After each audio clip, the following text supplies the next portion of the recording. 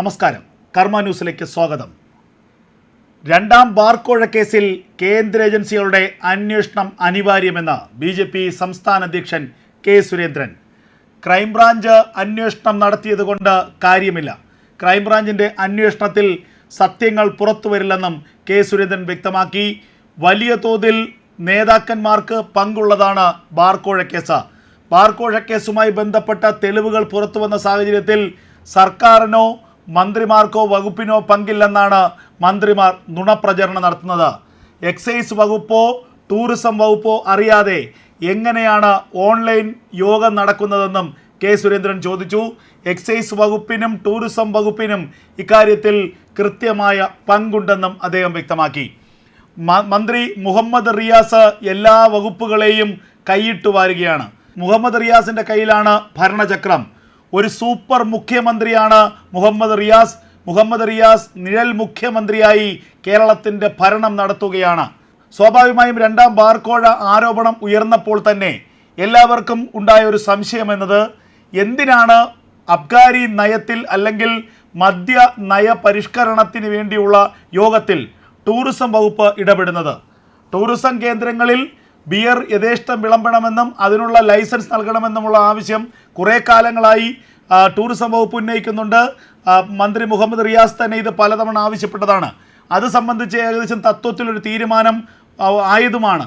അതിനു പിന്നാലെയാണ് മദ്യനയത്തിലെ തിരുത്തലുകൾ സംബന്ധിച്ച്, പരിഷ്കാരങ്ങൾ സംബന്ധിച്ച്, മാറ്റങ്ങൾ സംബന്ധിച്ച് ചർച്ച ചെയ്യാൻ ടൂറിസം വകുപ്പ് തന്നെ ഒരു യോഗം വിളിച്ചത്. ചീഫ് സെക്രട്ടറിയുടെ നിർദ്ദേശപ്രകാരമാണ് യോഗം വിളിച്ചതെന്നാണ് നിലവിൽ പുറത്തു വരുന്ന സൂചനകൾ. ആ യോഗത്തിൽ മദ്യ മുതലാളിമാർ, ഹൗസ് ബോട്ട് ഉടമകൾ, അതുപോലെ തന്നെ ഹോം സ്റ്റേ നടത്തുന്നവർ, അങ്ങനെ നിരവധി പേരുണ്ടായിരുന്നു. എന്നാൽ ആ യോഗത്തിൻ്റെ ഏക അജണ്ട എന്ന് പറയുന്നത് മദ്യനയത്തിലെ പരിഷ്കാരങ്ങൾ സംബന്ധിച്ച് മാത്രമായിരുന്നു. ആ മദ്യനയത്തിലെ പരിഷ്കാരങ്ങൾ സംബന്ധിച്ചുള്ള ചർച്ചകൾ നടന്നു എന്നുള്ളത് ഇതിൽ വ്യക്തമാണ്. എന്നാൽ പിന്നാലെ മന്ത്രിയടക്കം, CPMൻ്റെ സംസ്ഥാന സെക്രട്ടറി അടക്കം ജനങ്ങളെ തെറ്റിദ്ധരിപ്പിക്കാൻ വേണ്ടി പച്ചക്കള്ളം പറഞ്ഞു എന്നുള്ളതാണ് യാഥാർത്ഥ്യം. അവിടെ ഞങ്ങൾ യോഗം നടത്തിയിട്ടില്ല, മദ്യനയ പരിഷ്കാരം സംബന്ധിച്ച്, മദ്യനയത്തിലെ വ്യതിയാനം സംബന്ധിച്ച്, മദ്യനയത്തിലെ കാലോചിതമായ മാറ്റങ്ങൾ സംബന്ധിച്ച് ഒരു ചർച്ചയും നടന്നില്ല, പ്രാഥമിക ചർച്ച പോലും നടന്നിട്ടില്ല എന്നുള്ള വിവരമാണ് പുറത്തു വന്നത്. കുറേ കാലങ്ങളായി കേരളത്തിലെ മദ്യ മുതലാളിമാരുടെ ആവശ്യമാണ് ബാറുകളുടെ സമയം വർദ്ധിപ്പിക്കുക, ഡ്രൈ ഡേ ഒഴിവാക്കുക തുടങ്ങിയ കാര്യങ്ങൾ. അത് കാലോചിതമായി പരിഷ്കരിക്കാമെന്ന് ഇടതു സർക്കാർ പലപ്പോഴും വാഗ്ദാനം നൽകിയതുമാണ്. സാധാരണ സാമ്പത്തിക വർഷത്തിന് മുന്നോടിയായി തന്നെ മദ്യനയം രൂപീകരിക്കാറുണ്ട്, അബ്കാരി നയം ഉണ്ടാക്കാറുണ്ട്. എന്നാൽ ഇത്തവണ ലോക്സഭാ തിരഞ്ഞെടുപ്പ് വന്നു, അതിൻ്റെ പെരുമാറ്റച്ചട്ടങ്ങൾ വന്നു. അതുകൊണ്ട് തന്നെ ഒരു മദ്യനയം സംബന്ധിച്ച ഒരു കൃത്യമായ നയം രൂപീകരിക്കാനുള്ള സമയം ലഭിച്ചിരുന്നില്ല. എന്നാൽ ഇതിനെ ഒരു അവസരമായിട്ടാണ് സംസ്ഥാന സർക്കാരും ഭരണകൂടവും കണ്ടത്. ഈ അബ്കാരി മുതലാളിമാരും ബാർ മുതലാളിമാരും കാലങ്ങളായി പറയുന്ന ആവശ്യങ്ങൾ, കാലങ്ങളായി ആവശ്യപ്പെടുന്ന കാര്യങ്ങൾ, അവ രമ്യമായി പരിഹരിക്കാം, അനുകൂലമായ തീരുമാനമുണ്ടാക്കാം. അതിന് മുന്നോടിയായി വ്യാപകമായ പണപ്പിരിവ് നടത്തി എത്തേണ്ട വിഹിതം, കോഴപ്പണം എത്തേണ്ടിടത്ത് എത്തണം എന്നുള്ളതായിരുന്നു ആ ബാർ ഉടമകൾക്ക് ലഭിച്ച നിർദ്ദേശം. അതിൻ്റെ അടിസ്ഥാനത്തിൽ ബാർ ഉടമകളുടെ അസോസിയേഷൻ പിരിവ് നേരത്തെ തന്നെ ആരംഭിച്ചിരുന്നു. ആ പിരിവും സംബന്ധിച്ച ചില വിശദാംശങ്ങളാണ് ഇപ്പോൾ വെളിപ്പെടുത്തലായി പുറത്തു വന്നിരിക്കുന്നത്. അതാണ് ഇപ്പോൾ വിവാദമായിരിക്കുന്നത്. ടൂറിസം മേഖലകളിൽ സ്റ്റാർ ഹോട്ടലുകൾക്ക് ബിയർ വിൽക്കാനുള്ള ലൈസൻസ് നൽകുക, അതുപോലെ കള്ള് ചെത്തി വിൽക്കാനുള്ള അനുവാദം നൽകുക തുടങ്ങിയ കാര്യങ്ങളിലൊക്കെ തന്നെ തത്വത്തിൽ തീരുമാനമായിട്ടുണ്ടായിരുന്നു എന്നാണ് ലഭിക്കുന്ന ഏറ്റവും പുതിയ വിവരം. ഇപ്പോൾ ഈ വിവാദം കത്തിപ്പടർന്നില്ലായിരുന്നുവെങ്കിൽ അടുത്ത മാസം തന്നെ, തെരഞ്ഞെടുപ്പിന് ശേഷം തന്നെ നിയമസഭയിൽ പുതിയ അബ്കാരി നിയമം, മദ്യനയം അവതരിപ്പിക്കും. ആ മദ്യനയത്തിൽ കാലോചിതമായ പരിഷ്കാരം വരുത്തുകയും ബാർ മുതലാളിമാർക്ക്, ബാർ ഉടമകൾക്ക് അനുകൂലമായ രീതിയിൽ മദ്യനയത്തെ പരിഷ്കരിക്കുകയും ചെയ്യുമായിരുന്നു എന്നുള്ളത് ഉറപ്പാണ്. മദ്യനയം ഇടതു സർക്കാർ അധികാരത്തിൽ വന്നതിന് ശേഷം ബാറുകൾക്ക് അനുകൂലമായ, മദ്യശാലകൾക്ക് അനുകൂലമായ, മദ്യ മുതലാളിമാർക്ക് അനുകൂലമായ നിലപാട് തന്നെയാണ് എടുക്കുന്നതെന്നുള്ളത് വ്യക്തമാണ്. എത്രയോ ബാറുകൾ അനുവദിച്ചു പുതുതായി. എല്ലാ നിയമങ്ങളെയും ചട്ടങ്ങളെയും കാറ്റിൽ പറത്തി. സ്കൂളുകളിൽ നിന്നും ആരാധനാലയങ്ങളിൽ നിന്നും 100 മീറ്റർ എന്ന ദൂരപരിധി എടുത്തു കളഞ്ഞ് 50 മീറ്ററാക്കി. അതിലും വെള്ളം ചേർത്തു, അബ്കാരി നിയമങ്ങളിൽ വെള്ളം ചേർത്തു. എല്ലാ തരത്തിലും എല്ലാ രീതിയിലും ബാർ ഉടമകൾക്ക് അനുകൂലമായ ഒരു മദ്യനയം സംസ്ഥാനത്ത് ഉണ്ടാക്കാനുള്ള ശ്രമമാണ് പിണറായി സർക്കാരിൻ്റെ കാലത്തുണ്ടായത്.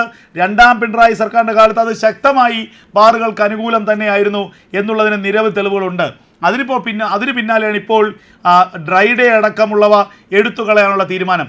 ഇതിൽ ടൂറിസം വകുപ്പിൻ്റെ സമ്മർദ്ദം എന്ന് പറയുന്നത് ശ്രദ്ധേയമാണ്. ഡ്രൈ ഡേ അടക്കമുള്ളവ എടുത്തു കളയുന്നതിന് പിന്നിലെ കാരണമായി ചൂണ്ടിക്കാട്ടുന്നത് വിനോദസഞ്ചാര മേഖലകളിൽ ഉള്ള പ്രശ്നങ്ങളാണ്. വിനോദസഞ്ചാരികൾ കൂട്ടത്തോടെ എത്തുന്ന ഇടങ്ങളിൽ മദ്യശാലകൾ ഒഴിവാക്കാൻ പാടില്ല. 1-ാം തീയതി ഡ്രൈ ഡേ ആക്കുന്നത് ടൂറിസം മേഖലയെ വലിയ തോതിൽ ബാധിക്കുന്നു. അതുപോലെ തന്നെ രാത്രി 11 മണിക്ക് ബാറുകൾ അടയ്ക്കുന്നത് ടൂറിസം മേഖലയെ ബാധിക്കുന്നു. ഇത് കേട്ടാൽ തോന്നും കേരളത്തിലേക്ക് എത്തുന്ന ടൂറിസ്റ്റുകളെല്ലാം ഇവിടെ നിന്ന് കുടിച്ചു കൂത്താടാൻ വേണ്ടി വരുന്നതെന്നാണ്.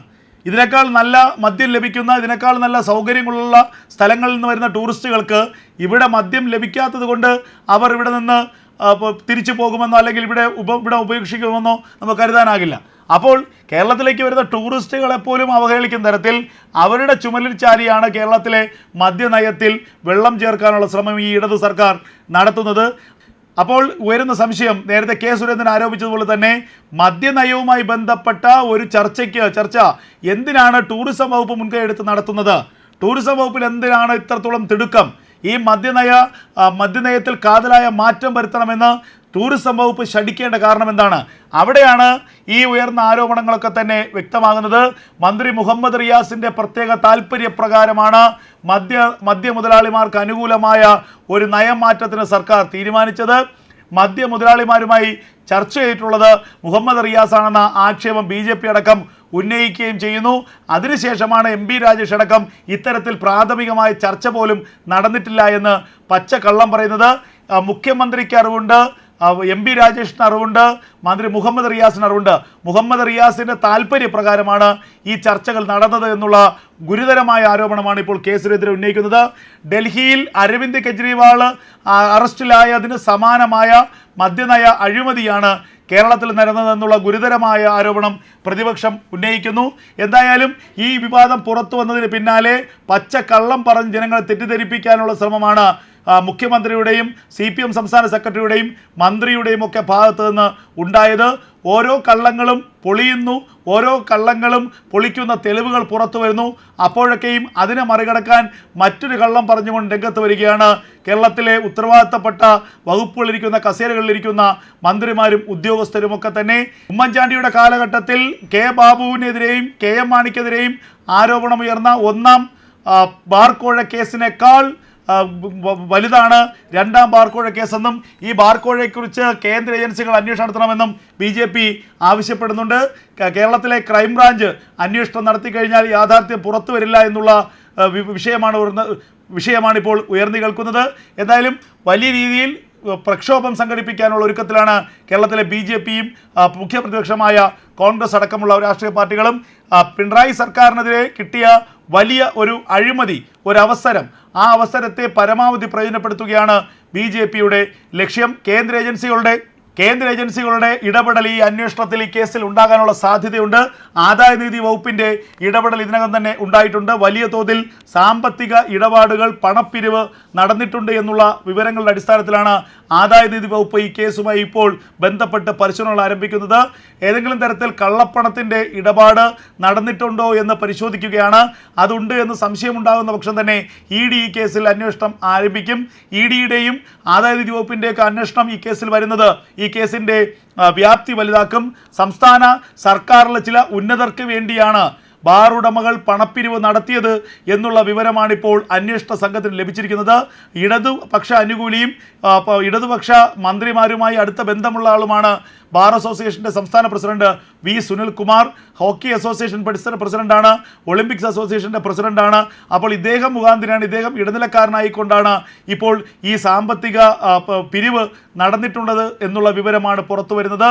ഇതിൽ അനിമോനെ ചോദ്യം ചെയ്താൽ മാത്രമേ യഥാർത്ഥ വിവരങ്ങൾ പുറത്തു വരികയുള്ളൂ എന്ന് ക്രൈംബ്രാഞ്ച് സംശയിക്കുന്നുണ്ട്. അതുകൊണ്ട് അനിമോൻ്റെ മൊഴിയെടുക്കൽ ഇന്നോ നാളെയോ നടക്കുമെന്നാണ് ലഭിക്കുന്ന വിവരം.